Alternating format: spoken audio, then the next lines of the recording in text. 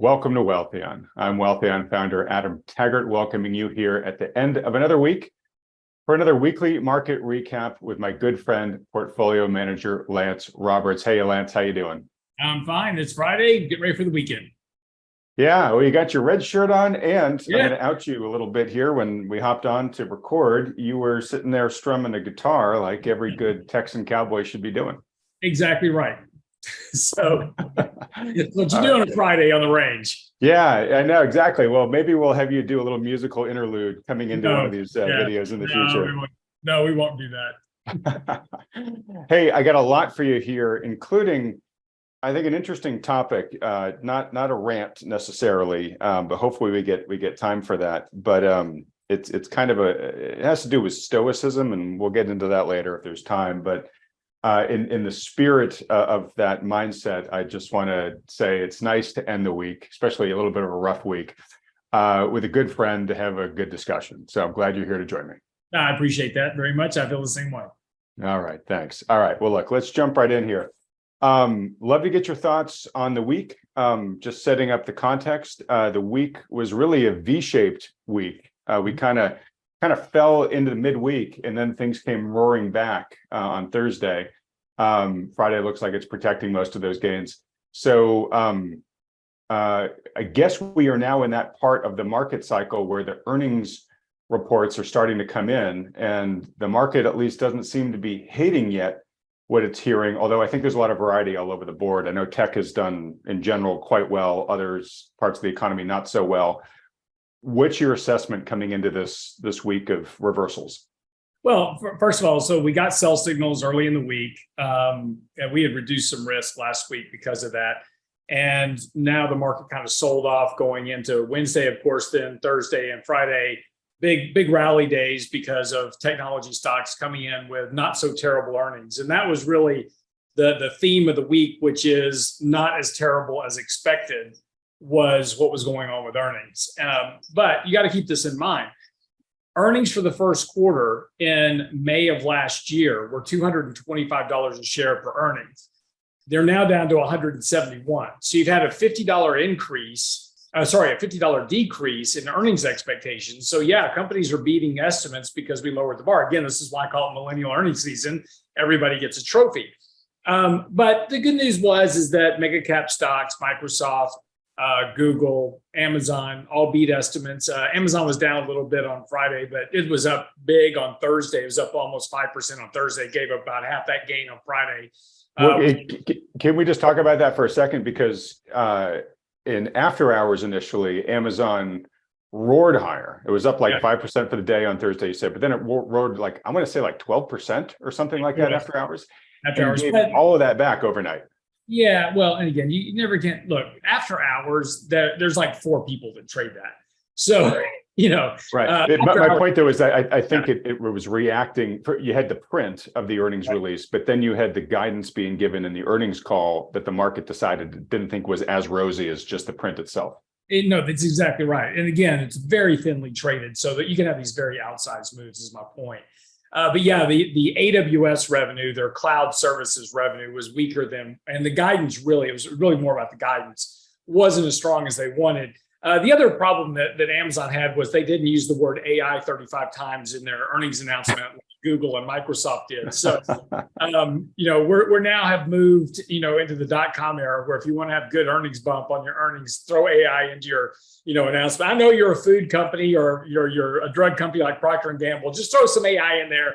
It'll help boost the stock a bit.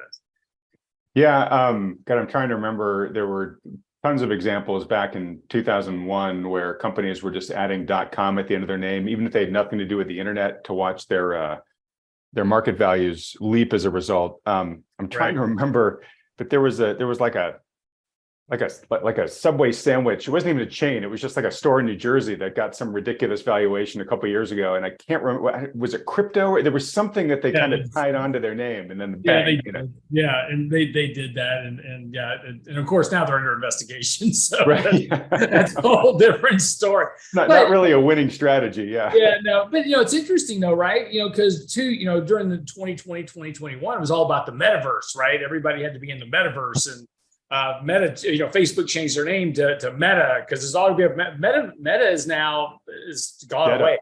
Yeah, it's dead. Meta is dead up. Yeah, and again, and Meta's announcements, they came out and announced earnings. Stock had a big jump on their earnings announcement, mostly due to the cost cutting. But they're going to dump another $3 billion a quarter into the metaverse, and that's really kind of old news now. It's really all AI. AI is now going to be the next revolution. We'll see if that's really going to be the case, but that's what the market's kind of latching onto.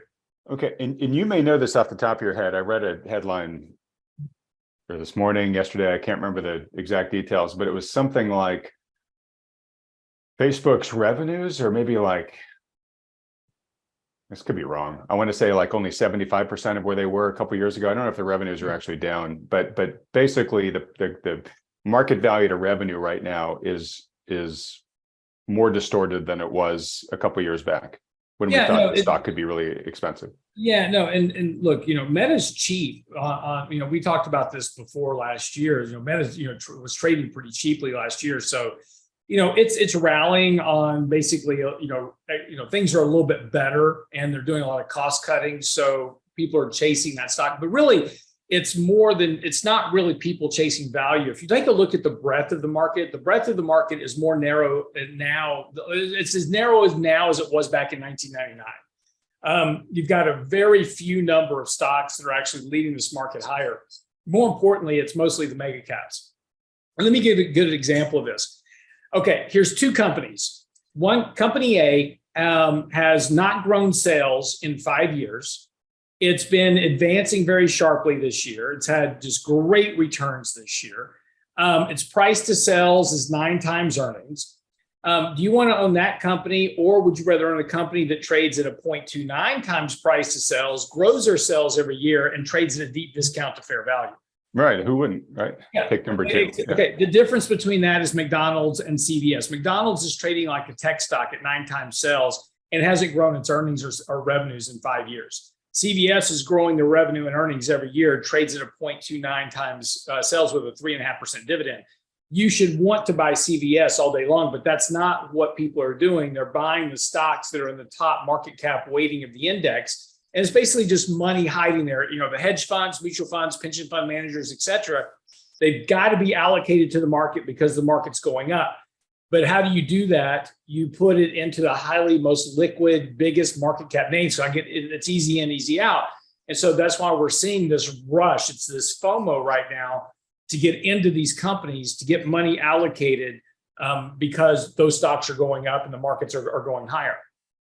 Okay. And I did just pull up the chart here of Meta stock. Yeah. It's up 150% since November. I do want to give you credit because you were saying back then, hey, it's actually relatively cheap. And I know those words were hard to come out of your mouth about a FANG stock, but that did prove to be pretty correct at this point in time. Yeah. Is it a good value at these prices? I think we can make a lot of arguments, probably not, but it's a good example, I think, what you were just talking about. Yeah, it was then, but it's not now. But there's a lot of good companies right now that are trading at a nice discount to fair value, but nobody wants to own those. Everybody wants to chase the stocks that are too expensive and going up, right? We're just chasing. They're not the sexy growth, which is what's the rotation's going into right now, right? No, it's even companies like Procter and Gamble, McDonald's, Coke. It's these big blue chip names that everybody knows. They're not cheap and they're not value, but that doesn't mean that money flows aren't going into them, because they are. And is this, you said earlier about kind of hedge funds hiding out and whatnot. Like, I remember back in my early days working in the internet, one of the challenges that we had going out to advertisers to get them to advertise online was resistance, because it was sort of a new medium, and a common line was, hey, look, nobody ever got fired for putting an ad in the Wall Street Journal, right? Where it was sort of like, hey, yeah, maybe it's stodgy and whatever, but my boss isn't going to fire me for making that decision. Is that a little bit like, hey, until it crashes, my shareholders aren't going to complain about me being in these big name, stocks, whether they're really the right value or not, who knows? But unless and until they crack, I'm not going to get in trouble for hiding out in them. Well, it's kind of that, but it's also just simply the function that most mutual funds, hedge funds, pension funds, they have to be fully allocated to some degree. Right. Mutual fund has to have 95% of its assets invested because they can't bill you on cash. So there's this need to be invested. Then there's also the need that when I put out my report at the end of the quarter, I better own all those stocks that were going up, right? Mhm. And again, then the other thing is just simply performance chasing. If I'm not generating performance, then money's going to leave and go somewhere else that is. So, this is always that tug of war between what we call logic, and it's like, well, this doesn't make any sense. And yet markets are going up, and they're going up fairly rapidly right now because, and really ever since October, this market's been in a nice bullish trend. And that kind of defies all the logic that everybody talks about. It's like, oh, we're having a recession and this and that and the other thing.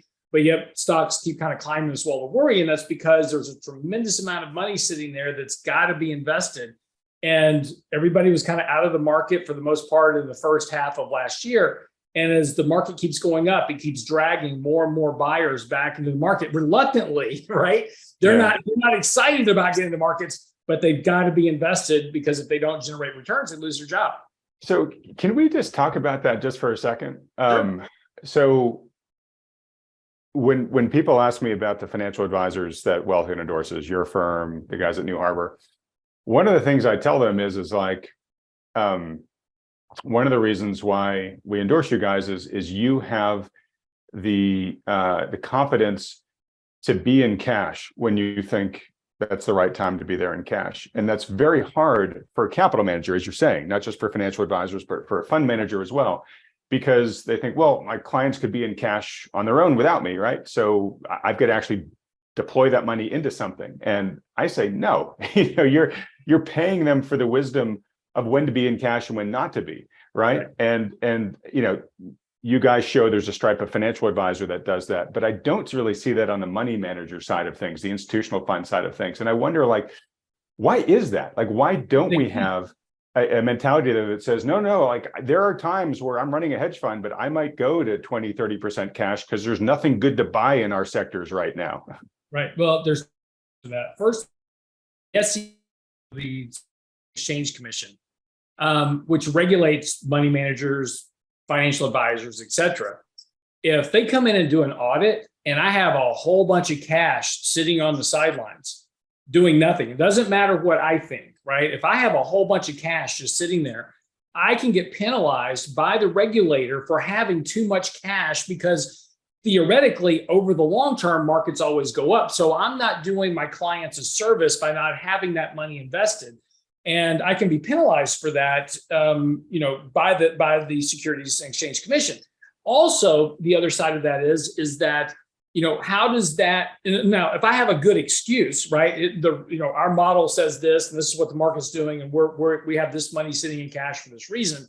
I can explain this, but if it's not part of my investment policy to hold a lot of cash, and again, this is why most mutual funds and things like that, they have a policy that says 95% of that money has to be invested, because if I'm billing the client on cash, the SEC will say, you're not being a good fiduciary to your client. You got them in cash. The cash is earning money market interest, and you're billing them on something you're not doing any work on.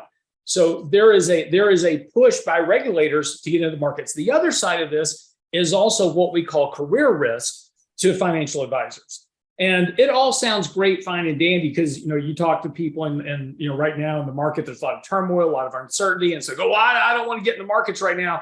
I just kind of want to be in cash. Well, that's fine. Got no problem with that. We're going to be in cash right now as well.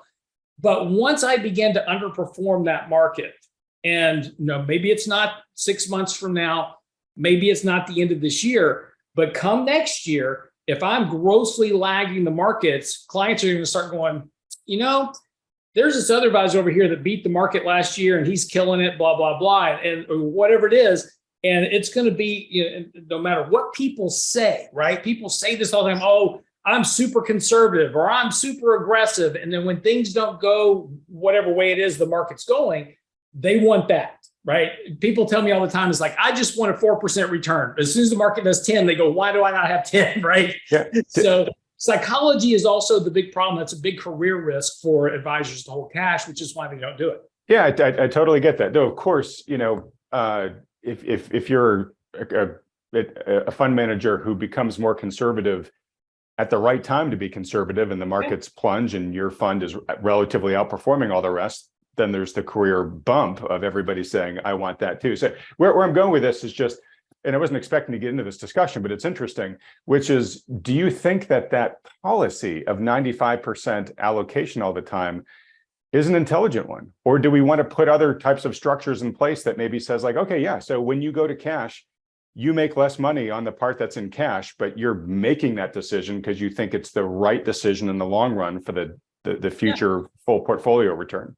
Yeah, no, that's not, that is our philosophy, right? That is how we work, and it's how we lay it out for our clients too. Oh, no, I know it's how you work. I'm saying the street. Right. But you got to remember, for the street as a whole, their job is to charge an asset management fee, right? So there's no real incentive for them to be in cash, because here's the argument from the SEC. So, here's my risk as an advisor. So as an advisor, we have a policy that says we're going to do these things, right? We're going to underweight cash, and we're going to overweight equities at certain times, or whatever it is. And I run a risk of getting in trouble with the SEC for underperformance and, for making these decisions. I am better off in terms of the regulatory environment of just, when a client shows up, putting all their money into an S&P index fund and saying, you're going to be fine. And this is why buy and hold is such a big thing in the industry.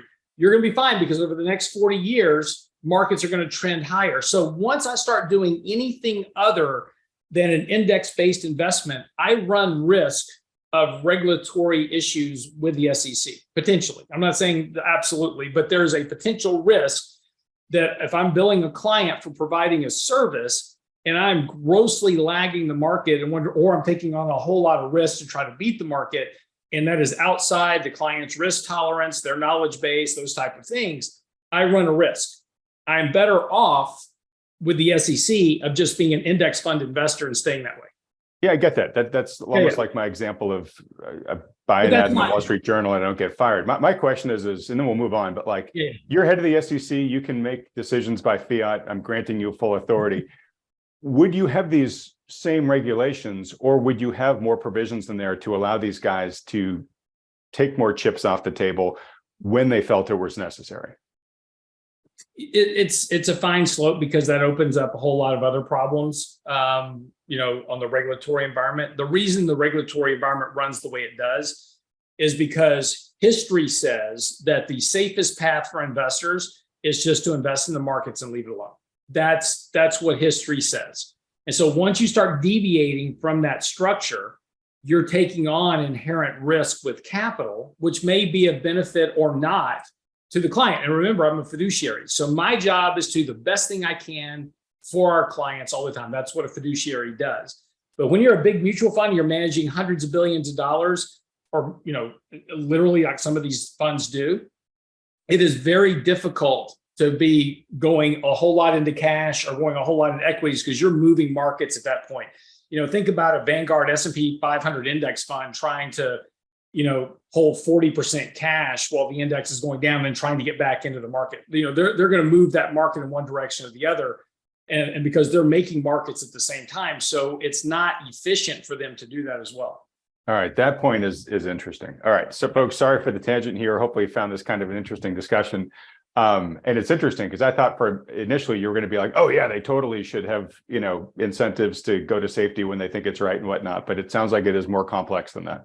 It really is. Look, and look, there's a lot of great managers out there that, raise cash and do the right things. And then there's, back in 2008, the Hussman funds, right? John Hussman, one of the most brilliant guys on Wall Street, right? If you read his work, he's phenomenally, great. And, his fund, grossly outperformed the markets in 2008. And then he lagged for the last, 9-10 years because he's been very conservative, hedged. Right. He missed the turn. Yeah. And missed the turn. And that's grossly penalized him. And again, it's, this is the client's problem, right? This is, at the end of the day, it's the client's issue, because they say, they go, I want ultra conservative. I think this is going to happen. And this actually goes right into the article I just posted today. I've been promising I was going to post this article on conviction, and I posted it today on the website. But, it's talking about when people have these ideas about a certain thing, we were all talking about bricks, right? Everybody needs to invest in the bricks back in 2008. And, being convicted to the idea that emerging markets were going to outperform the rest of the world has been a terrible investment.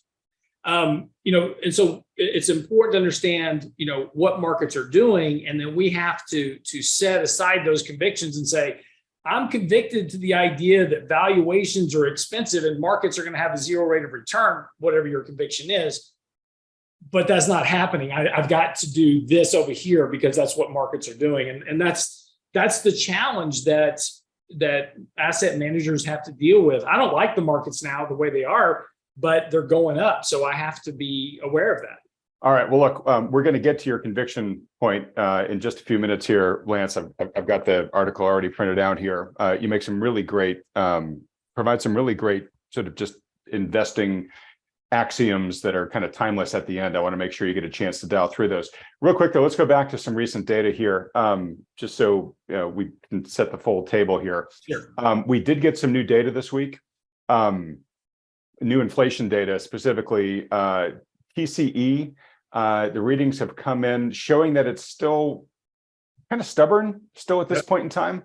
Core PCE, which is what the Fed looks most closely at, remained flat at 4.6%, right? So it didn't go up. Okay, that's good, but it didn't go down either. It's still at 4.6%. That's nowhere near where the Fed wants it to be, down in the 2% range.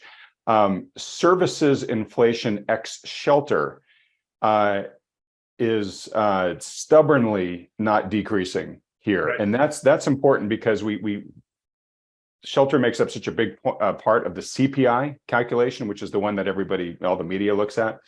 And we say, okay, well, look, that's a lagging indicator, and real-time data shows that housing is coming down. So we can, we can kind of have confidence that that's going to come down as time goes on.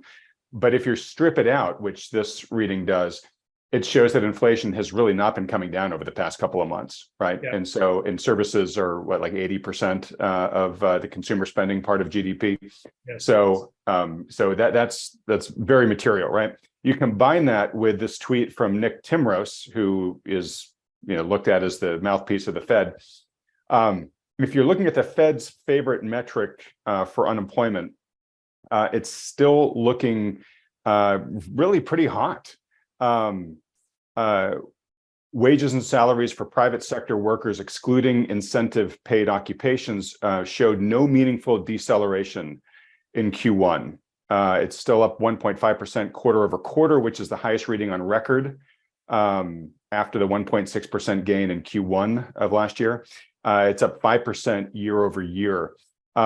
So you take these together, right? One last data point. The University of Michigan inflation expectations data came out. That jumped as well. So you take these sort of high and stubborn inflation readings, some of them increasing in certain cases, with the stubborn and still high employment data, strong employment data.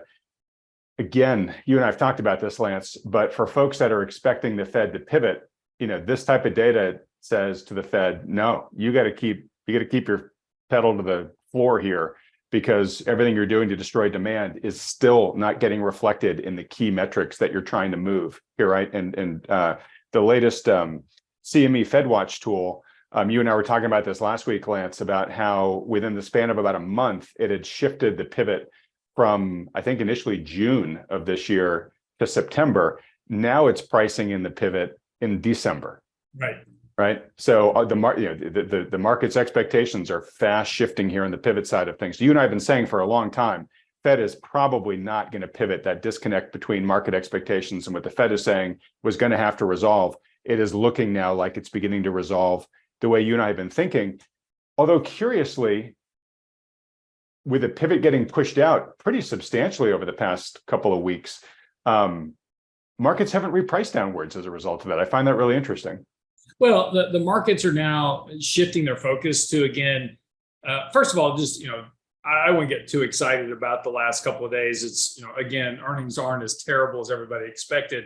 Analysts are starting to ratchet up Q2, Q3, Q4 estimates already. All those have risen by about 3% over the last week.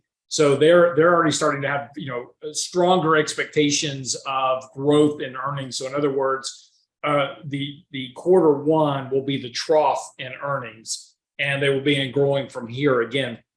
So that's what Wall Street expects right now. They're also looking at that GDP report, which came in at 1.1%, but spending was still strong. Now, you got to look at that two ways. First of all, retail consumer spending declined by 35% from the fourth quarter, but it was still positive. It was still positive 2.7% or 2.2%, I believe, in the first quarter. So you had a fairly sharp contraction in spending, but still positive. So there's no real evidence right now that the consumers really hit the ropes yet, to any great degree. We are seeing credit card delinquencies and loan delinquencies for consumers starting to rise, but that really hasn't fed through the credit market yet. There's really no stress of any sort in the credit markets. So, when you take a look at that combined with employment, which still, looks pretty strong here, there's not a lot, to your point, there's no real reason for the Fed to start cutting rates anytime soon. In fact, I think there's probably a reasonable expectation that we could hear some fairly hawkish language next week from the Fed when they do hike rates by 25 basis points. I think you may see some talk about that. We may have to hike one more time before we're done. All right. And that's a good reminder to folks that we do have the Fed's next meeting next week. So when Lance and I are back on, next weekend, we'll have all the results from that will be, decomposing. And by the 5th of May, which is next Friday, we'll have 87% of the S&P 500 will have reported also. But, there's some interesting reports in that. I mean, UPS and the packaging group, man, they had terrible earnings. Talking about, the amount of shipments are slowing down and movement of transportation is slowing down. So, there are certainly some reports out there that suggest the economy is slowing down a lot more than it looks like. But again, it just hasn't fed through the headlines yet. Yeah. And so interesting. Let's combine that, right? So the shipping companies, they are a great leading indicator into what the economy is going to do, because they are like, those packages are like the red blood cells going through the circulatory system, right? They can tell us if more or less are flowing, and they're saying less are flowing, right? Right. And then kind of the digital equivalent of that, because so much of the economy is now digital, is these cloud computing forecasts, right? So that when Amazon is saying, hey, we think that our, AWS cloud services are not going to grow as much, that's sort of another side. It's like a twin indicator, right? No, there's a little difference there. And let me kind of break this up into two components. So when you talk about shipping, yes, that's absolutely correct, because they count how many boxes did you put on a truck or a train or whatever, right? So we're talking about volume of shipment. We don't really talk about the cost of shipping. We talk about the volume of shipping. And so, the problem with the cloud services is that they may say, well, we're expecting our revenue to only grow by, 8% rather than 12%, right? So you go, okay, well, right there, right? Less people using cloud service. That's not really what that's saying. What they're saying is that there's increasing competition in that space, and there's more choices for people to make. I'm only going to store data in one place. I'm going to store it at Amazon or Microsoft or company BCV, whatever, right? So, as more competition comes online, prices for storage come down, just like anything else. So they've got to sell more storage at a lower cost to try to keep that revenue growth. So it's a little different from that standpoint of saying shipping. I think shipping's a better economic indicator, because again, we talk about volume there. We don't talk about the volume of storage, we talk about cost. So that's kind of two different metrics. Okay, that's good. Okay, so I was trying to munge them together. You're saying they're not quite apples and apples. Yeah, maybe not apples and oranges, but like apples and an apple orange hybrid. Got it. Exactly. All right. Well, look, there is a chart that I just wanted to bring up here. I've got a few other data points I want to go through. Oh, real quick. So you talked about, you mentioned GDP real quickly. So we had been talking for a couple of weeks about how the Q1 GDP now number was kind of ping-ponging around, right? Yep. Started low, went lower, then spiked up, dropped a lot, spiked back up again. And then it actually dropped again going into the last couple of days of the quarter. So it actually closed at just 1.1%. Which is right where the GDP report was. They nailed it. Yeah. And then just so one, I want to let folks know, we know the answer now to Q1 GDP. It's 1.1% growth. Not great. And then right now they're starting GDP now for Q2. This number is probably going to ping pong around just as much, but it's at 1.7 right now, just so folks know what the starting point is. There also was a chart I saw that I thought was interesting, where it shows how it basically survey results of consumers saying, "Hey, I'm beginning to find higher interest rates or tighter bank credit lending a deterrent to my purchases in some key purchase areas like homes and cars and whatnot." And it's interesting to see these survey numbers have been spiking over the past couple of quarters, and in most cases are still, on an upward trajectory here. And to me, this is just a really interesting visualization of the lag that we see, right? You hike rates, you tighten credit standards. It's not that the world changes the next day. It takes oftentimes months or quarters for that to really flow through the economy enough for it to really just start to change customer behavior. And I think that this is kind of a good visualization of the trajectory of how behavior is getting changed. Yeah, no, absolutely. I mean, there's definite signs of pressure on consumption, but like I said, you take a look at the recent, and what was interesting about that Atlanta Fed now, it kind of collapsed in the last month. It was right around 2.2, went to 1.1 fairly quickly. So, it was almost like spending just kind of hit the brake in March, and something really slowed down pretty dramatically since then. Now we'll probably see an uptick in spending in April and May because of tax refunds. So again, it's that time of the year. Also, that's part of what's helping fuel the market right now as well. So as tax refunds come in, people may be investing that money. So it's not uncommon to see April and May tend to be a little bit stronger month. We do have a sell signal that certainly that's in place right now, but that doesn't mean, just because you have a sell signal doesn't mean the market can't rally a bit. But typically, more often than not, when that sell signal is in place, prices are lower over the next month or so.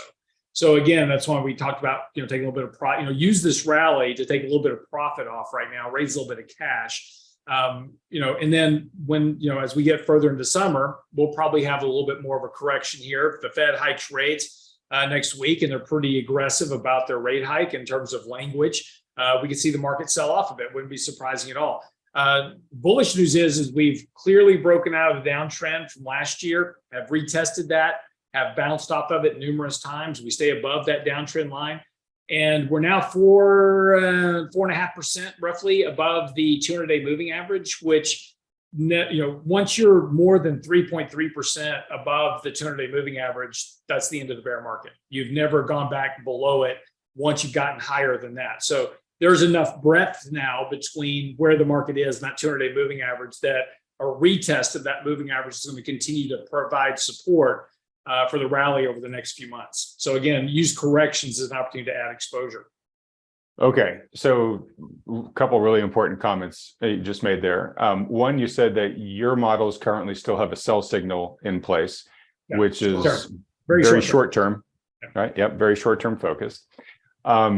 More importantly, probably, you're saying that the markets have gained cruising altitude, if you will, right? So that they can have some dips and whatnot, but they can still be comfortably in the up channel. And so, gosh, where to go with this? So I don't really know where to go with it. It's just what it is. I mean, it just is what it is. And that's a big part of what you were saying earlier and what you're going to say when we talk about your piece, right? Which is like, hey, don't get too wedded to a conviction, because you have to invest in the market that you have, whether you like it or not, whether it makes sense to you or it doesn't.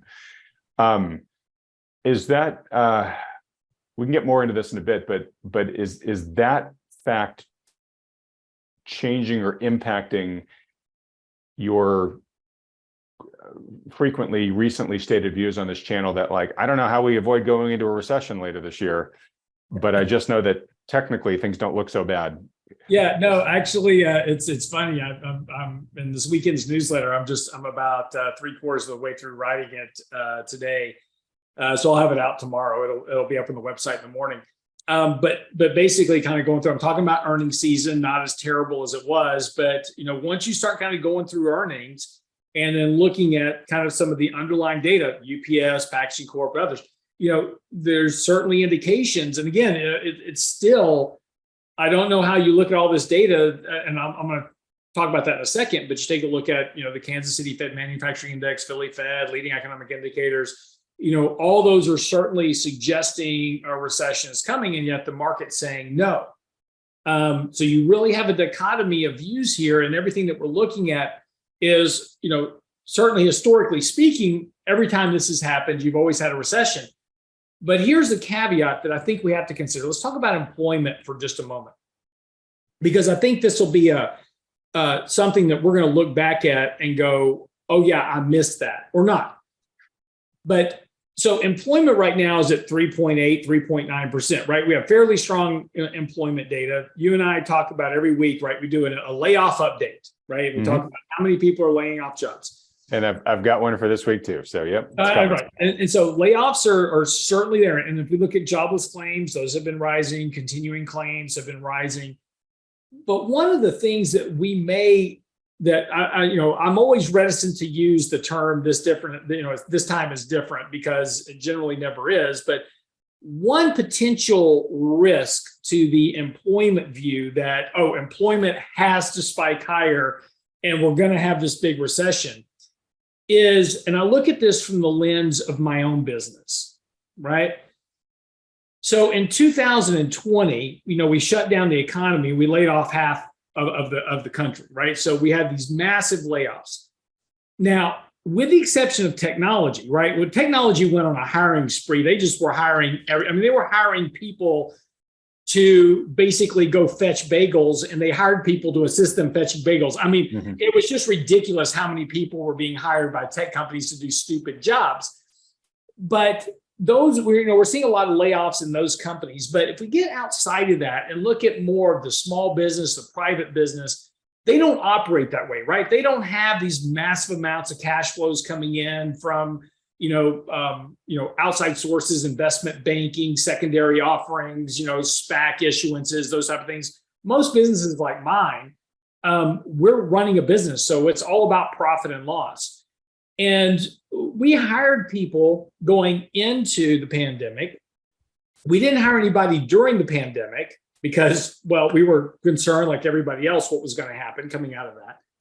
And we've hired some people recently, but here's the problem. The people we hire in our business are the best of the best. We're very excited. We just hired for our financial planning department. We just hired a professor from Texas A&M University, and we are ecstatic.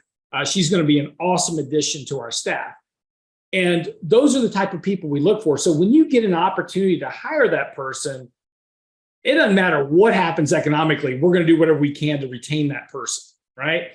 So my point about this is there's a lot of businesses that hired people coming out of the pandemic, and they've got good quality labor that they don't want to lose, because if they lay them off, they may not get them back. And good quality labor is really, really hard to come by. So, when you start thinking about it in this term, this is what we call labor hoarding. Companies will hoard labor as long as they can. Now, there may be a point, economically speaking, that they just can't anymore. They're like, man, we're just losing too much money. We've got to go lay off some people. But because of that 2020 event where we had that massive layoff, now, so we've never had that type of event right prior to a recession, where you laid off a bunch of people, hired them all back, then fired them again. So, this time, so what my point is that one thing we have to consider is that maybe that event and then the issuance of hiring these people back and hiring quality labor, that we may not see this big surge in unemployment that everybody's kind of expecting. And that will certainly have a little bit of an impact on the depth of the recession. One thing that causes deep recessions, people lose their jobs, they can't spend money, and there's no jobs to be had. That causes a much deeper recession than going through what could technically be, and I hate to use this term because, again, I'm not saying this time is different. I'm just throwing out an idea to think about, but going through a economic slowdown with full employment. And that's something that again, it's just something to consider. I'm not saying that's going to be the case.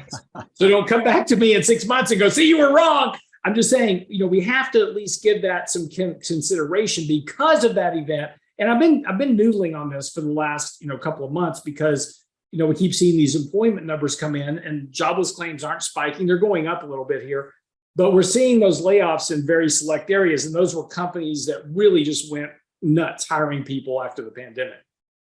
All right. Well, you heard it here, folks. Lance Robert predicts no landing recession.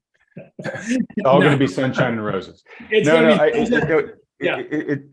a good, I'm going to say, devil's advocate to think about. It's a harder thing to measure simply because all the layoffs that we read about in the paper are de facto big brands that people know about, right? They're not writing about the sandwich shop down the street, right? I will say, corroborating your point there, some of these recent, I don't think it was Philly Fed, but one of these recent reports like that, regional reports came out and said, hey, one of the biggest issues that the businesses in our area are reporting is the challenge of finding good labor, right? So the labor market is still pretty tight at this point in a lot of places, right? Yeah, and that's what I'm saying. And with small businesses, that's a real challenge. And in my business in particular, we have great employees, and we'll take, the partners will take pay cuts before we fire people at this point because we just can't get these people back.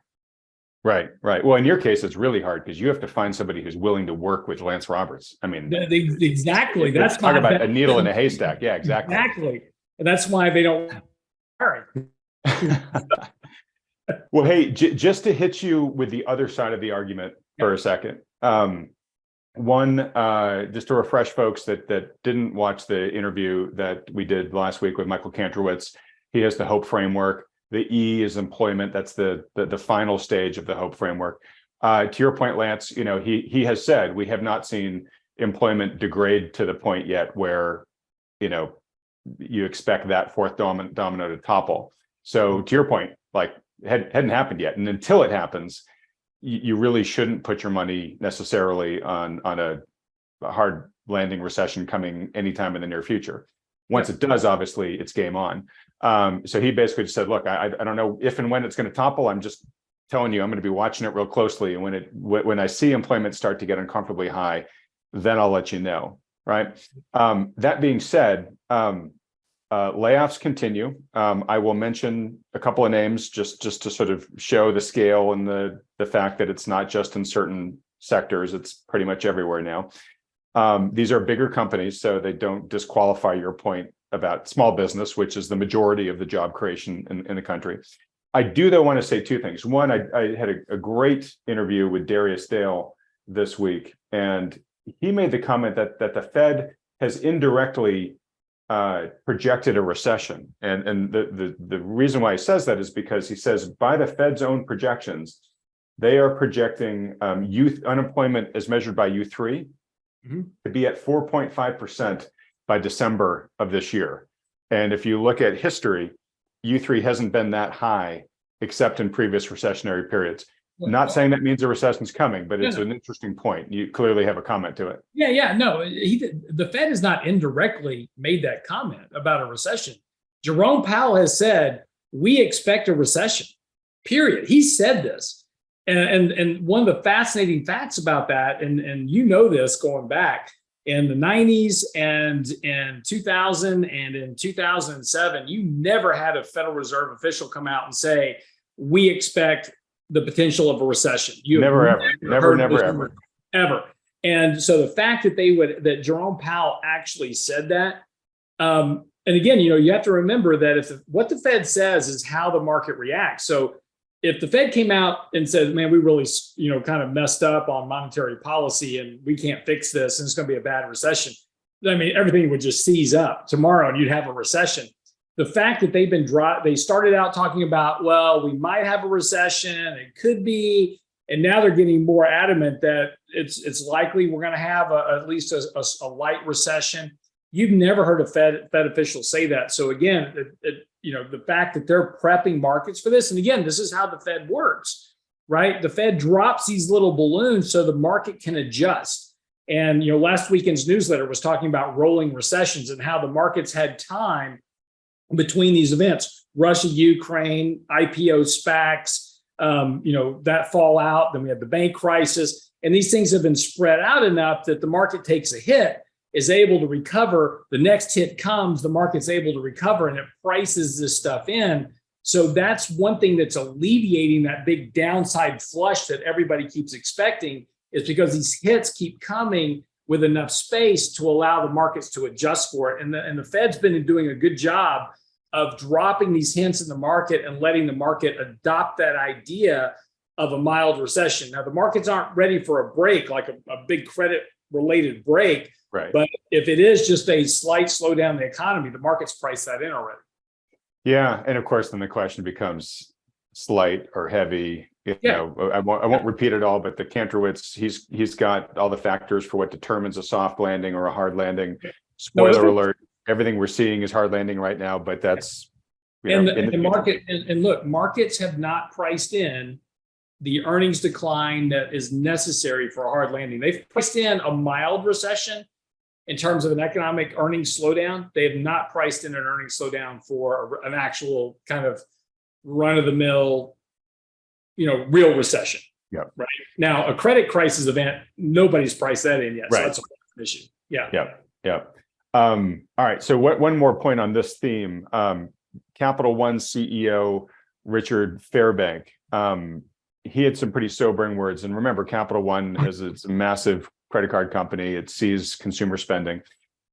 He says the following. He says the delinquency rate for customers at least 30 days late on payment rose 134 basis points from 1 year earlier, up now to 3.66%, reaching the highest level since March 2019. So delinquencies are going up, as you said earlier.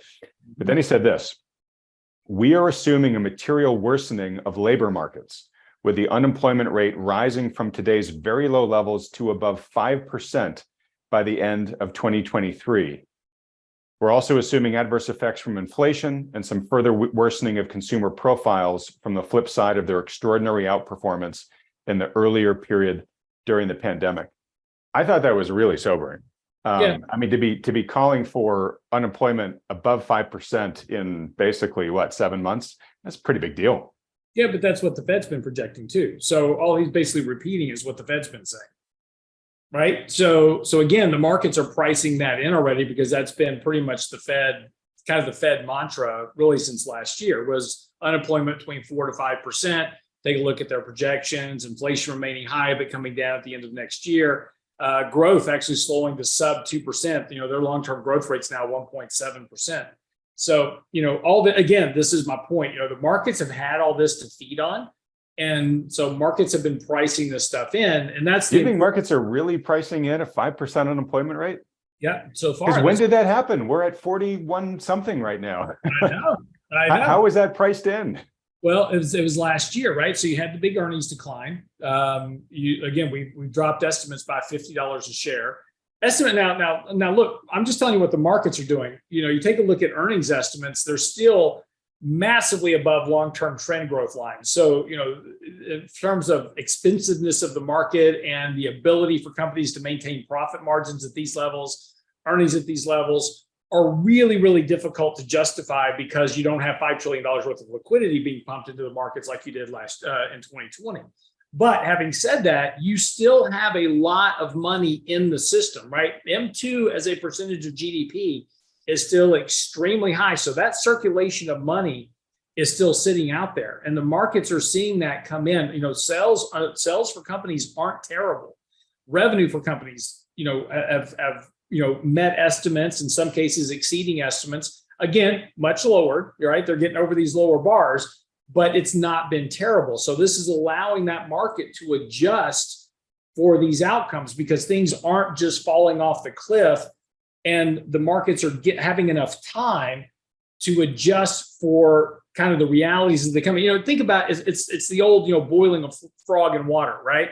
And the things are happening slow enough that it's allowing the markets to adjust for these more negative outcomes without just completely falling off the cliff. I hope that makes sense.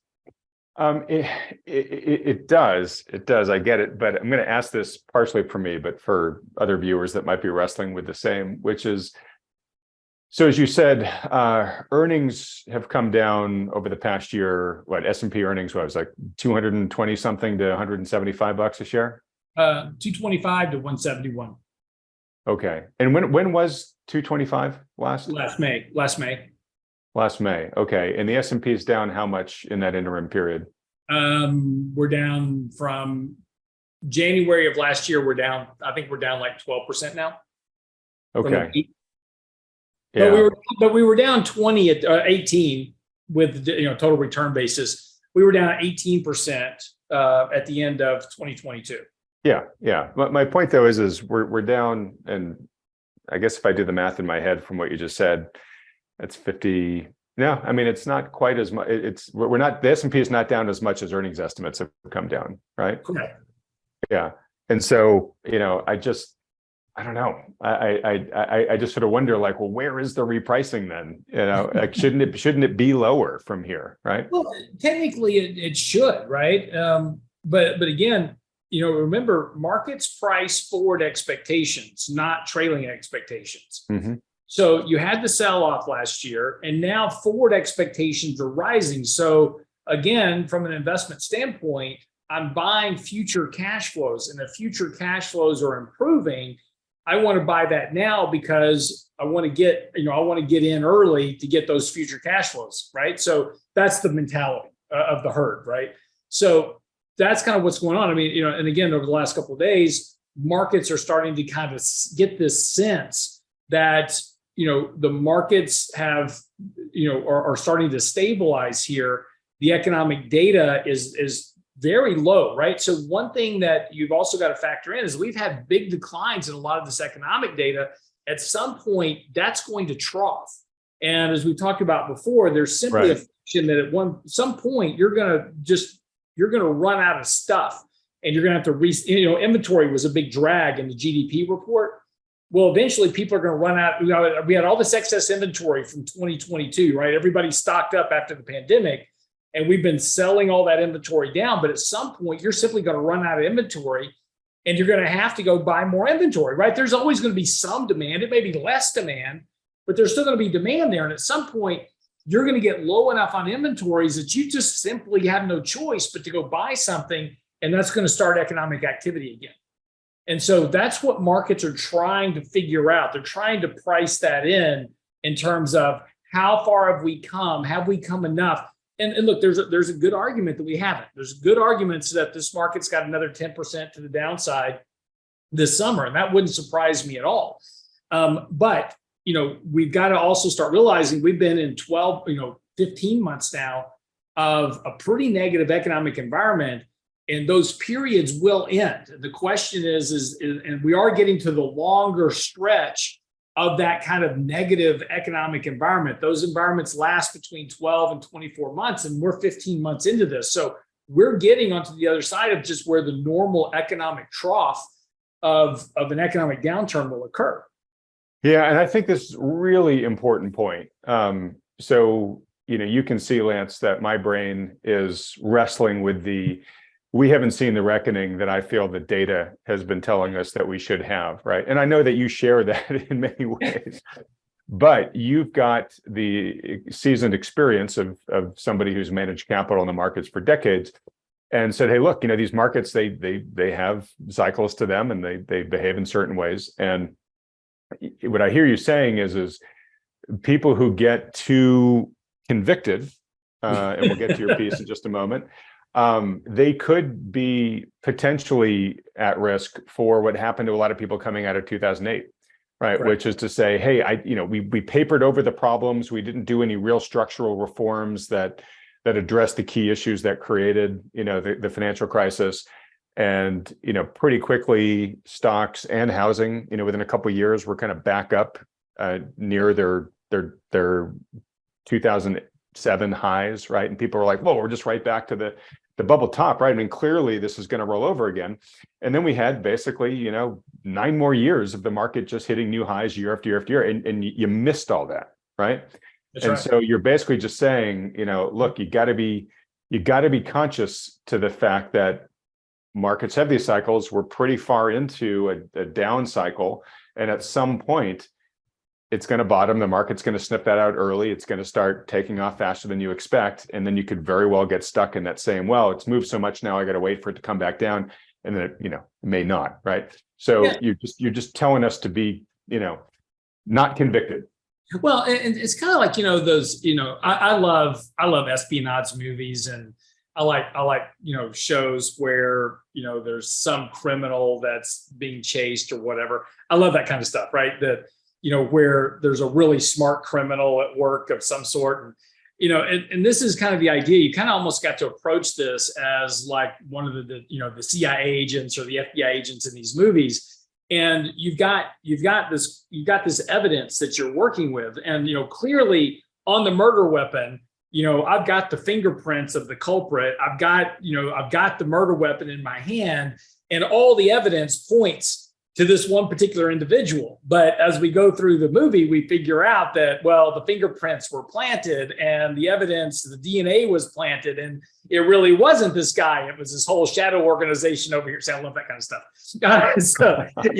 But that's the way you've got to approach this market, is that we've got to take, look, it's really easy to take the anecdotal evidence that we have. We can take all these little individual pieces of evidence and say, oh yeah, every time this happens, there's a recession, because that's what the evidence says.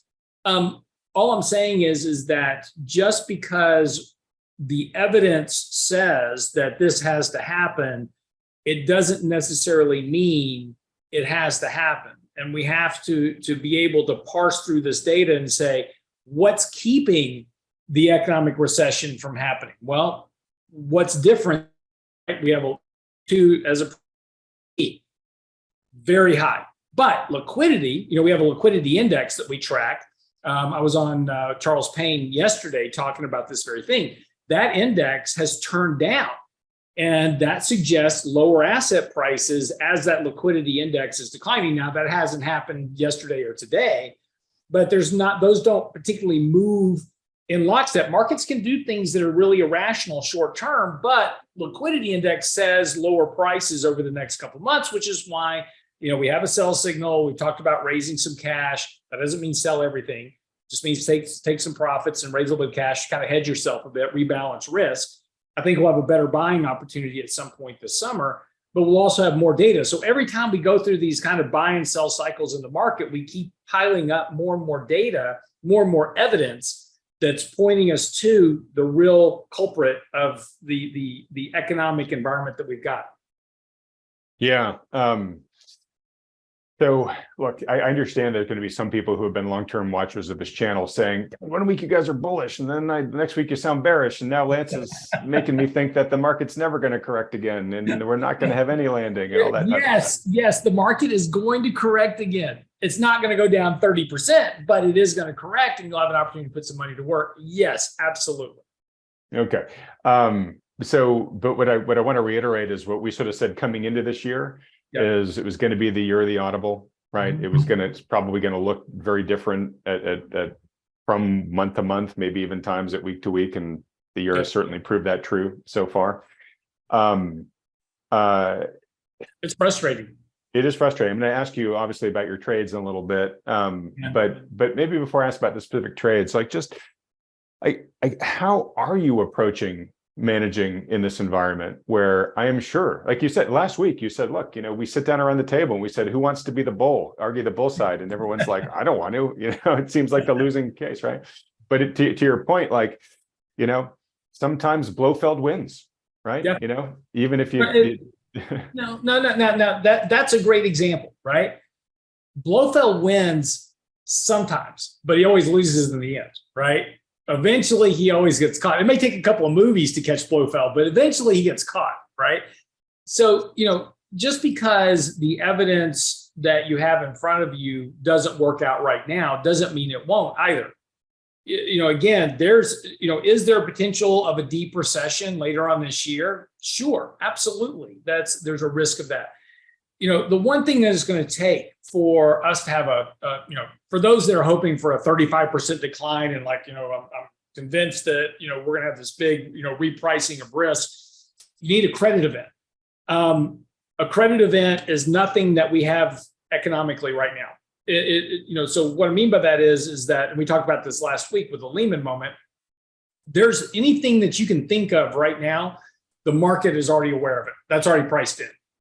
What the market hasn't priced in is some event that nobody's thought about Something yet. that's nobody thought of. It has thought of it. Yeah. Exactly. And it could be, it would have to be something big, right? It have to be Goldman Sachs, right? Going under, that type of thing. That's not going to happen, by the way. But, it's got to be something so shocking that the entire market literally just shuts down. That's where you get that big 35% decline. Outside of that, we're going to have another 5 to 10% correction probably this year. And if we do, I'd buy it.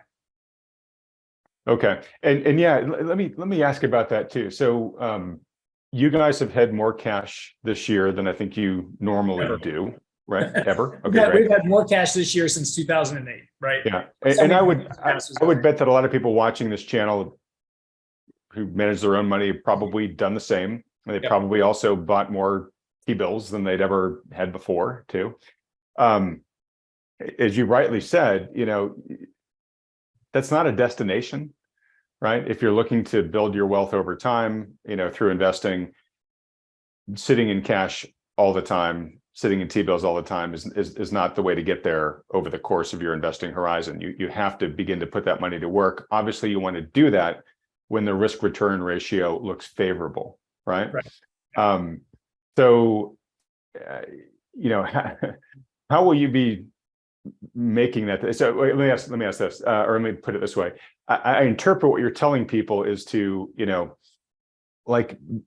be actively vigilant about that risk return ratio, because there may indeed become opportunities even this year, right? While there's still sort of a specter that, yes, there could be a deep recession coming, until we see some really big indicators that it's coming soon, there's going to be opportunity to put some of that cash to work. Not all of it, but put some of that cash to work in a better way than just having 50+% of your wealth just parked.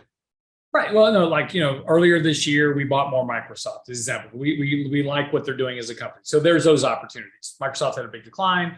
We bought Amazon back last year, stuff like that, right? This year, we've been doing a lot more trading, where in February, we wrote an article talking about, hey, you need to take money off the table. We got sell signals. In March, we said, hey, time to put money back to work. And, we bought some indexed ETFs to trade that rally. And we took those off over the last, couple of weeks. And because we're back on sell signals, and that's really going to be a big chunk of what this year looks like. Now, if we get another 5 or 10% correction, we pull back towards some level of good support for the markets, get the markets really good and oversold, we'll probably take our allocations back to full weights, as depending on what the environment looks like at that point. But if we get a good blow off in the market, that gives us an opportunity to buy some oversold assets that are still in bullish uptrends.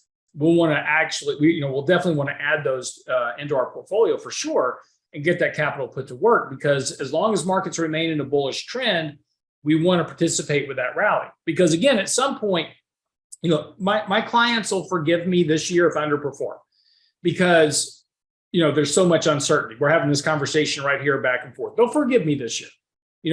When we go to have we just had client dinners for the last 2 days, meeting with people, going over stuff, and et cetera. And, we're going to be doing a lot of these this year. We've got a whole slate of client appreciation events that we're putting together to go meet with our clients, get in front of them, talk about what's going on in the markets, because it's a very turbulent time.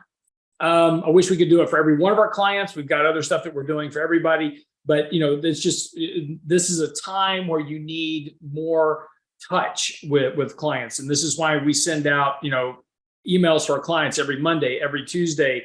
We have daily market commentaries. We have weekly newsletters. I mean, we flood our client base with information, every week to keep them on top of what we're doing, because this is going to be a year of a lot of uncertainty.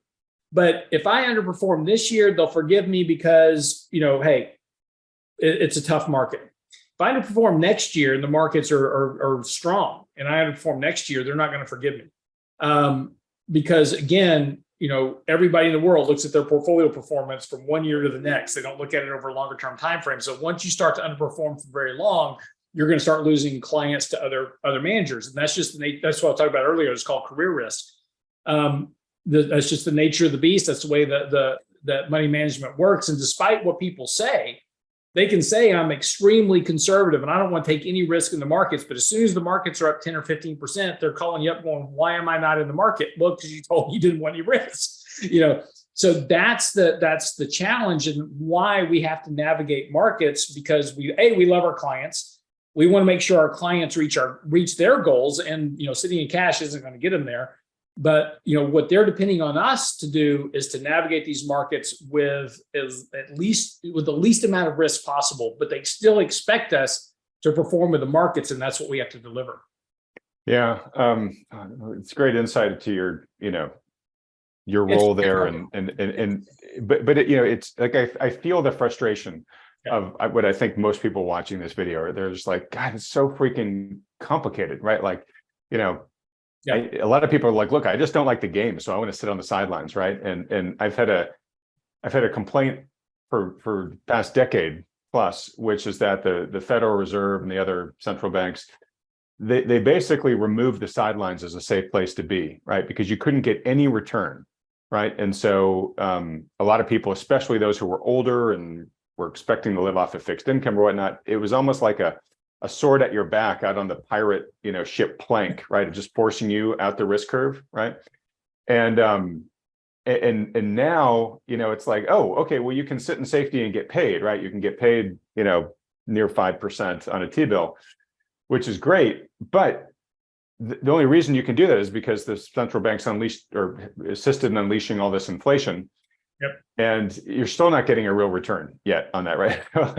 No, so safety still isn't great, right? Right, but no, look, if you get 4% on a money market, that's not bad, right? But I call it Gilligan's Island because it's a 3-hour tour. This is going to be a very short. This little stint on the sideline where I can go cash, you get 4%. That little stint on the sideline is not going to last very long. Rates are going back to zero with the Fed either late this year or next year. But they're going back to zero at some point. And it's just a function of time when we get there, because you can't have as much debt as we have and as much debt issuance as we need with high interest rates. Rates have to come down because our whole society is built upon cheap debt. 30% of the Russell 2000 depend on debt refinancing just to stay in business. They can't do that at 5% interest rates. It's just not going to happen. Right. So, and obviously it's a big reason why your firm has been pretty bullish on bonds. And Michael has been saying, look, I think the peak's already behind us. Pretty good time to lock in some of these rates on longer duration bonds, because they're not going to be around for very long, right? You want to lock them in and ride the appreciation.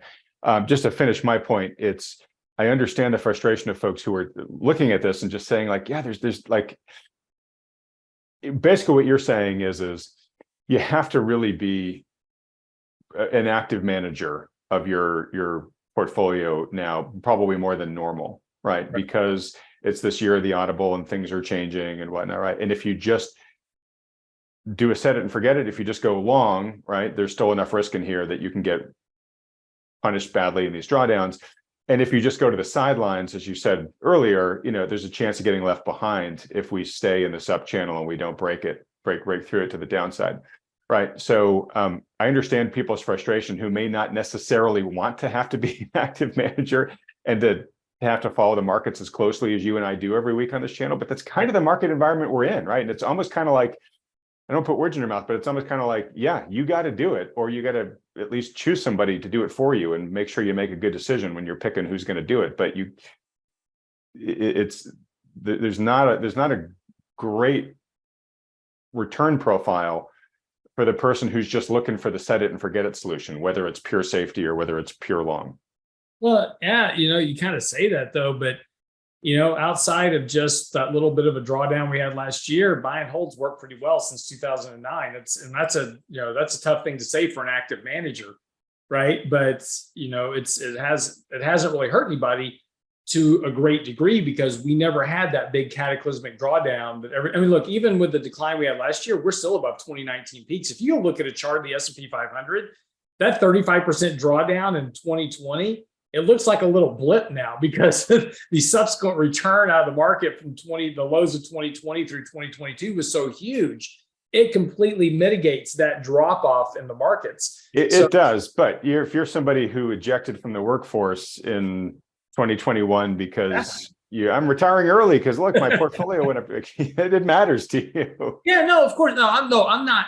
Look, I'm not poo-pooing the saying that drawdowns don't matter because we're active managers because we believe drawdowns matter a whole heck of a lot. Yeah, no, you're Mr. Don't lose years of your life having to regain a drawdown. Yeah. All I'm just saying is that, the way this market's behaved since 2009 because of $44 trillion worth of liquidity is, certainly supports that case that people put out there about just buy and hold investing, right? Oh, you can't time the markets, just buy and hold an ETF and you'll be fine. That doesn't work long term. And if we do get, and going forward, the risk is going to be, and I'm actually writing an article on this right now, that future returns will probably approach zero because if you do go to 1.7% growth and you don't have $44 trillion worth of liquidity getting pumped into the markets and you don't have stimulus checks to household, where's your returns going to come from?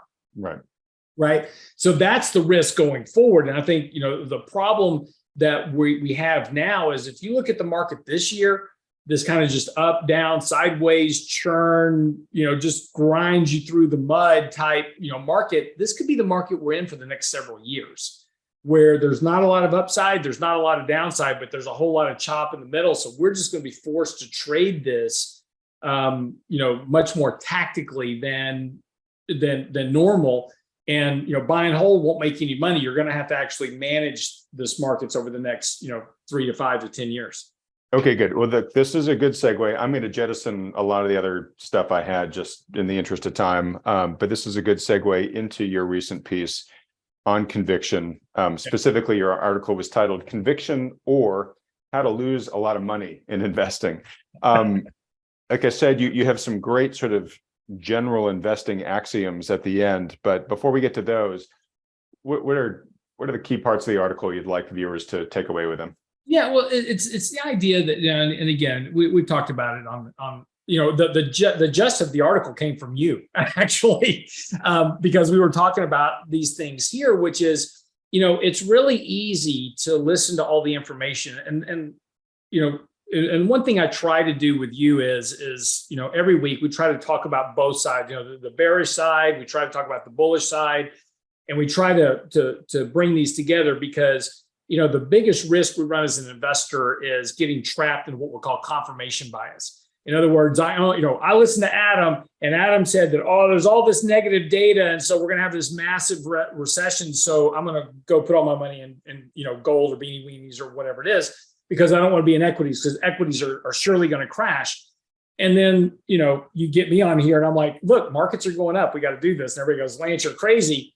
Didn't you hear what Adam said about all this data, right? And so that's why you and I and that's why I enjoy doing this with you every week, because we can debate, these points and all your points are correct.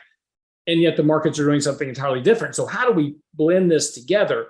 And that's the whole point of this article. And I go through a couple of convictions that people have had, over time.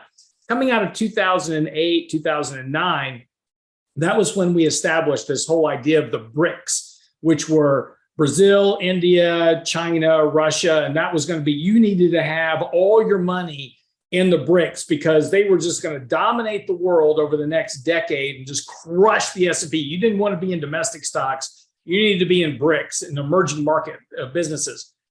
And they had moments, right? They had moments where they rallied pretty well. But if you'd invested in BRICS back in 2009 or the S&P slaughtered them. You lost a lot of your retirement potential investing in BRICS versus investing in the markets. Same thing is that, a lot of financial advisors, they want to put you in just to a diversified basket, right? I really can't manage the market. So what we're going to do is we're going to buy a little of everything and hopefully that'll all work, right? And this is the Harry Markowitz, modern portfolio theory from the 1970s, right? So I have some real estate, I got some emerging markets and international, small cap, mid cap, large cap. If you did that, you vastly underperformed just buying the S&P 500. So the point of the article is saying, look, convictions are fine, but be convicted to what is working in the markets and invest accordingly. And if it's not working, do something else. There's the old adage that, you say you keep trying something over and over again. It's the definition of insanity. Well, right. Same thing with investing. And look, there's moments in time that gold have been great investments, right? In the 1970s, gold was awesome, killed the S&P 500. And then it did nothing for 20 years and all your money was made in the S&P 500. And then that's gone back and forth over time. And so there's moments in time to own every asset class has its moment in time. What is important as an investor is understanding what time you're in. And that's a big challenge. Peter Schiff did, and I have this down the article a bit, but Peter Schiff did an article talking about using suits as a measure for how gold protects, for inflation going back to 1900. And he's right. If you put your money in gold in 1900, it grew over time and you could buy more suits with the same purchasing power parity of a dollar. But if you put the same money in the S&P 500, you could buy 15 suits versus 2. So which was a better investment for you over time and your portfolio? Now, there's points in time, again, that, gold was a much better investment than the S&P. It's just understanding what those periods were, because here's the one most important fact. We don't live 120 years or 123 years. It doesn't matter what it did back in 1900. It doesn't really matter what it did in 2000, because if you were in 55 or you're 55 now, you've only got 10 or 15 years, whatever it is, until your retirement. So if you make if your conviction about whatever it is the wrong conviction for this 10 or 15 year time frame, it's going to damage your portfolio returns and it's going to damage your financial goals. So the whole point of the article is just to say, be careful. I'm not saying don't be convicted, right? You're more than welcome to do it. I'm just saying be careful about conviction, because it can really damage the outcomes of your financial plan if you choose the wrong conviction based on some piece of data or what you heard on the media or whatever it is. Don't listen to me either, because I could very well be wrong. And, the one thing with me is that once I realize I'm wrong, I'm going to change it. And that's what we have to do as investors. Yeah, this kind of sounds in a nutshell to me like the old Reagan strategy of trust but verify. Yeah. Right? You come up with your hypothesis and you say, okay, this is going to be my primary investing thesis, right? But I'm going to watch it all the time. And if the data is suggesting that my thesis might be wrong, I'm going to change course, right? Where too many investors, they don't do that. They go with the conviction and they don't really assess whether it was right or it was wrong until they have the final results. And of course, by that time, you've either made a ton of money, gone nowhere, or lost a lot, but there's not much you can do about it at that point. That's exactly right. Look, and sometimes, and the biggest, the challenges that we have as investors is always our psychology. And the one big psychological challenge that I have, and I know Adam has this for sure, because I know Adam. But this is what most investors have, is that once we think we're right about an idea, we're going to ride that idea until it dies. It's like, I know it's not working now, but it's going to work, and that's because as human beings, we don't like being wrong. We don't want to admit that we were wrong. And that's the one skill that we have to do as investors, is to have that willingness. It doesn't mean that you're stupid, you're an idiot, that it just means that whatever thesis that you had at the time, the environment changed. I'm going to give you a good example. Meta. I was on this show with Adam back in October of last year, and we bought Meta in our portfolios the 2 days before their earnings announcement. We looked at that stock and we said, you know what? That company is so beaten up, and this thing trades at 9 times earnings. I think all the bad news is priced in. And we bought a very small, it was like 1%. And then it crapped the bed, right? They missed earnings. The stock was down 20% and we got stopped out, and we didn't get back in. That's where we made a mistake. And that was it didn't kill our portfolios, but there was an opportunity we missed because we got stocked out, and we should have waited our 30-day period and bought it back, because the value-based philosophy of our decision was right. The price action was wrong. And we listened to the price action rather than our fundamental statement. So we allowed our conviction to be broken by the fact that price action was different. And that was a mistake. We should have stayed with our conviction in that particular value basis and either hung with it or, bought it back at some point. We didn't do it. But so at this point, at some point, we're going to have to make that decision. Do we buy the stock back 150% higher? The answer is going to be no. But there's other stuff to buy now. We just missed that trade. But this is my point, about things is that, last year, the average retail investor lost 35% of their portfolio. The market was only down 20. How did they lose more money than the markets? Because they were convicted to bad stocks. They were like, oh, this is a great company, Roku, whatever it is, it's going to come back. And those stocks were down 60, 70, 80, 90%. And like Pinterest on Friday, some of these other, kind of high flyers of the 2019s and 2020s, they were slaughtered on Friday because they're still missing earnings. And they don't have the growth model. They don't have the earnings model to support the valuations, even at these depressed price levels. But being convicted of those stocks is costing you a lot of money because the thesis is wrong. And you've got to change your idea about that. So again, it's not one asset or another. It's just understanding, what is your thesis? How convicted to it are you? And have the facts change that you're not considering? That's the thing you've got to evaluate. All right. I couldn't agree more. I think it's super valuable that we're kind of hammering this point home for people. Maybe the horse carcass is a bit bloody at this point, but it's such an important point. And I mean, being transparent. Yeah, I've been victim of my convictions in the past. Honestly, one of the reasons why I created Wealthion was to try to address that, right? Which was just to get a constant stream of different perspectives on this program so that, I and our viewers don't fall in love with any particular projected outcome.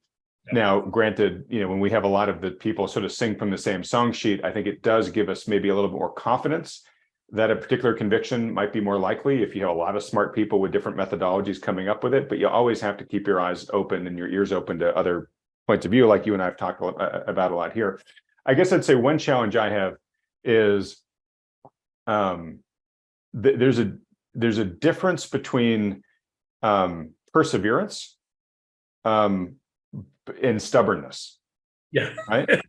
And it can be a fine line and a hard line to discern. And, perseverance can be a very valuable trait in investing. Right. So, for example, you could have gone back into that Facebook trade saying, no, even though we just got burned when we touched the stove this time, we've looked at the data and we still believe that this is really an even better value now that the stock got hammered in that earnings report, right? That's where perseverance can reward you, right? But sometimes, staying into a trade for too long, and we've all done it, can be the absolute surest way to lose the most amount of your money. So how do you as a capital manager discern between the two? Well, so when whenever we're buying a company, right, we have perseverance in our thesis that, based on fundamentals or whatever it is, that, this is going to be a company that will make us money, long term, just because of cash flows and earnings and those type of things. And, the Meta is a good example of this, is that they were bleeding capital. They're still bleeding capital. They're even though they announced earnings, for the first quarter that beat estimates, they're still losing $3 billion a quarter on this whole metaverse idea. And the question is, are they ever be able to get that to turn around? So that's a little bit different. We were looking at that company going, hey, maybe all the bad news is really kind of priced in, and seemingly right now maybe it is, but you're still bleeding a whole lot of capital on this idea that may or may not ever come to fruition, as opposed to a company like CVS, which healthcare company, we're all getting older, we're all spending more on medications, they've got multiple product lines. They're in the healthcare with that now. They grow earnings every year. They traded a 0.29 times price to sales with a 3.5% dividend. I can hold that stock right now and get paid for it while I'm waiting for that price appreciation to work out for me. But even with that, we have price levels to where we just simply will have to say at some point, I can't take any more downside on that stock. I'll come back to it later, but there's clearly something I am missing in my analysis that has proved me wrong, or something will come out in earnings or, in the news that say, okay, my analysis was based on, some event to happen, and that event is not happening now. So that will change that. So I can persevere with a price decline in a position as long as the underlying fundamentals and the thesis remain intact. But as soon as that thesis is broken, then we have to make a different decision. Well, I thought it sounds like the thesis is broken, meaning, oh, we were investing in it for cash flows and they've just cut their dividend or whatever, right? That breaks the thesis. But I also hear you saying there's also just sort of some performance, thresholds I have to have in here that just say, look, if this thing is just going nowhere or leaking, and it just leaks for way longer than we thought we could, we're going to cut bait too, right? Yeah, well, no, not if it's just going nowhere, I'm okay with that because I'm getting paid 3%, right, or 3.5% in this case with CVS, right? So it can sit there and do nothing for a period of time, as long as I'm getting paid. But if it just keeps going down in price, I've got to start what does everybody else know that I'm missing? What is it that I'm missing? Because obviously, remember, the market's a market. It's buyers and sellers. And if the whole crowd is selling it and you're the only guy going here is like, I'm buying it, at some point you've got to ask yourself, what did I miss? I have missed something in my analysis. What is it? And that's where I was kind of going with, which is like, and you may not find the answer to that question. All you might know is that it's just not performing the way that you need to. Where I'm going with this is, what I hear sort of saying is when you buy, you also at the same time need to set, my thesis is X, but here are kind of my thresholds where I need to eject if this thing's not going my way, right? Yeah, absolutely right. And those can be fairly broad, right? I can like, for instance, a good example, in 2020, I have to think back on my dates now. So I may be a little wrong. One, ExxonMobil, a couple of other energy companies, and we were down 25% on those positions because remember at that time, oil prices went negative, and you and I were talking on here is like, everybody hates oil because, that's, it's climate change and they're all going to be running out of business. And we're like, no, that's not going to be the case. And ultimately, these are great assets with great cash flows. We wound up selling those companies for 50 to 80% gains, 100% gains in a couple of points. So we had to go through this period where we were down 25% of these holdings. But we knew that the cash flows were going to be there. And we just had to wait for the market to catch up with our thesis. But if those had just kept coming down and oil prices didn't recover, we would eventually, cut bait on those. But we're willing to give them some fairly decent room to work if we have a really good assessment of what the underlying fundamentals are. Going back to the Meta case as a good example, we didn't really know what that case was. We were just assuming that the worst was priced in. They announced earnings missed and they were down 20%. Clearly, the worst was not priced in. The market eventually came around to our thesis, and our mistake was not buying it back. But that's a different story. But the point there is that the premise was based that the worst of the news was priced in, and it wasn't. So that's why we gave that one a lot less room on the downside. Well, because your thesis got disproved pretty quickly. Right. Yeah, exactly. All right, great. Well, look, in the interest of time here, I'm going to start wrapping things up. It's too bad we don't have time to go in sort of the stoicism mindset part because it's so germane to what we were just talking about here. I've got time. I don't have class today. Thanks. You're going to get everybody angry with me, but we're bumping up against our hour and a half threshold, and I promise people I'm not going to try to go much longer than that. As I said, your piece ends with a bunch of like valuable, like time-honored lessons that you have as a capital manager. I'm just going to tell people to go to your website, realinvestmentadvice.com. read this conviction piece, read the whole piece, but definitely go to the end and see those nuggets of wisdom that Lance laid out there. I'm not going to read the layoff list, except just to note that these are really big brands beginning to do really pretty sizable layoffs. Everything from Disney to Gap to 3M to Tyson Foods, Ernst & Young, Best Buy, Bed Bath & Beyond declared bankruptcy. Even Apple, which has pretty much resisted doing layoffs, apparently is now beginning to do some strategic ones. So the layoff wave continues to build. In fact, LinkedIn here says that mass layoffs have continued to take their toll across industries. The number of job cuts in tech is up 38,487% versus a year ago. And for finance companies, it's up 419%. I mean, those are bonkers numbers.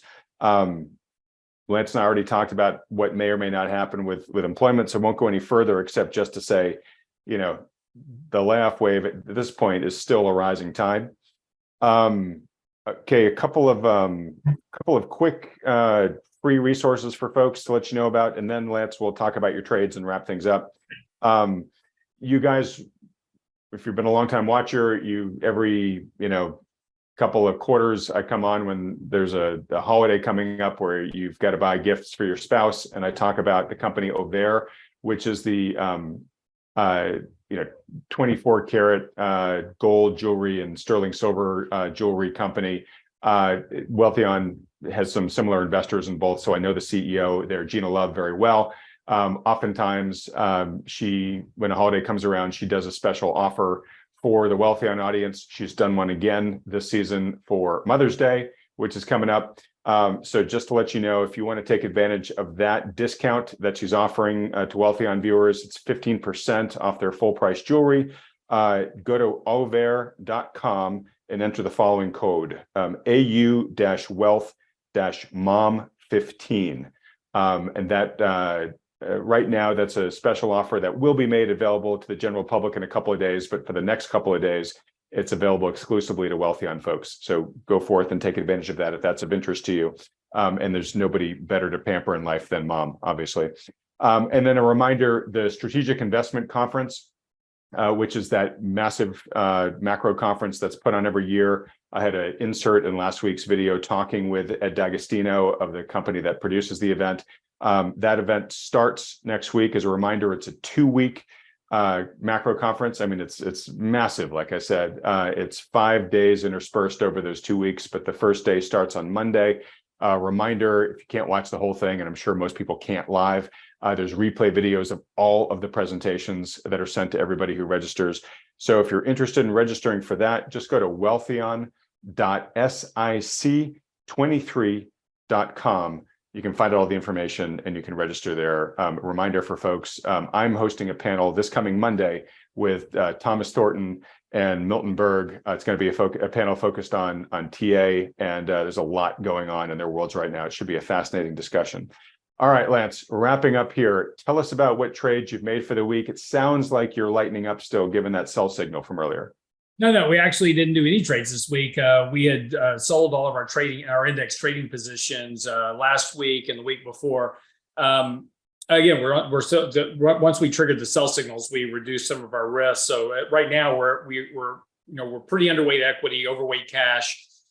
Very interesting though, we are getting very, very close to another buy signal on bonds, and there is a huge short position on treasury bonds right now that is stacking up, which is going to make for a very interesting trade later on this year in long duration bonds. But we've got to get through this debt ceiling first. But I think that opportunity is coming up by the end of summer. Okay. All right. Super fascinating. So what needs to happen for you to have a buy signal on T-bills, and talk about why there's a big short position on them right now? So commercial traders are just like, there's a massive short position on equities. And that's one thing really kind of driving the markets right now as well, is there's just we have the biggest short position on the stock market since 2009. And so again, whenever there's a rally, it causes a lot of short covering in that rally. So a lot of people were negative bonds last year. You've got a lot of traders that are short bonds for a whole variety of reasons, but concerns about inflation and higher interest rates, they're hedging their books by being short bonds. when yields fall enough, you're going to trigger a big short covering of those bond positions, which is going to force yields down very rapidly. And that'll occur when the Fed starts cutting rates, or you get into an economic recession later this year. Again, we talked about last week this divergence between the 1 month and the 3 month T-bills because of the debt ceiling, and that's just, again, bond positions bond traders are hedging for a potential delay of payment on debt, but because of the tax receipts right now, the time frame for the debt ceiling push has gotten pushed out to like June or July. So, and last week McCarthy apparently proposed a debt ceiling limit bill. So we'll see how that works out in the next couple of weeks. But again, they're going to hike the debt ceiling. Once that's done, the Treasury's got to issue a lot of debt to catch up on all the payments and refund all the emergency measures they've been using, which could cause a little short-term uptick in rates. But if that happens, we're going to be buying long duration bonds on that uptick in rates, because that'll probably be the peak in rates for the year. Okay. And just a reminder to folks, because we have talked about this a bit on previous videos on this channel, because of the debt ceiling, we're at it right now.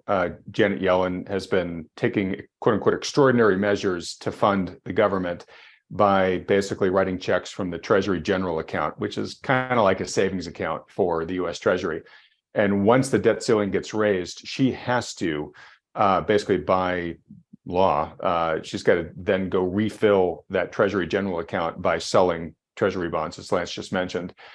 So flood of bonds hitting the market, people are basically wanting a higher yield on them to, take the effort to sop them all up. That's what Lance is talking about here. But Lance, you think that's going to be relatively short-lived, and that's going to create a buying opportunity, which you plan to take advantage of. Right. Yeah. So when they issue this debt, theoretically, you should see long duration, 10-year, 20-year, 30 years, should see those rates tick up a little bit. And again, that'll probably be the peak. That'll probably be some of the better pricing you're going to get for the rest of this year. Because again, as we start to see the economy slow down more, as the Fed, is trying to hold rates at higher levels for as long as they can, that's going to slow down consumption, slow down economic growth. Yields are long duration yields, not the short end, that's Fed, but on the longer duration, that's inflation and economic growth. So those yields are going to start to fall. So any opportunity you get to start buying, bonds, I would do it, because once bond traders are forced to cover, you're getting a pretty sharp drop in yields, and that should coincide with the onset of a economic slowdown or quote unquote a recession. All right, great. Well, Lance, just another great week, buddy. Thanks so much for hanging with me every week doing this. These are great discussions. Great way to end the week. All right, so just in wrapping up here, folks, as Lance and I have talked about many, many times, tough, challenging environment for the individual investor.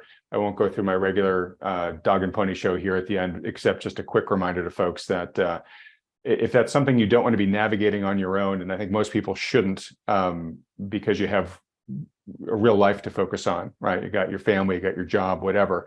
Then your really big important choice here is to figure out who you're going to partner with to manage your money for you, right? And if you've got a good one who takes into account everything we've been talking about here, stick with them for sure.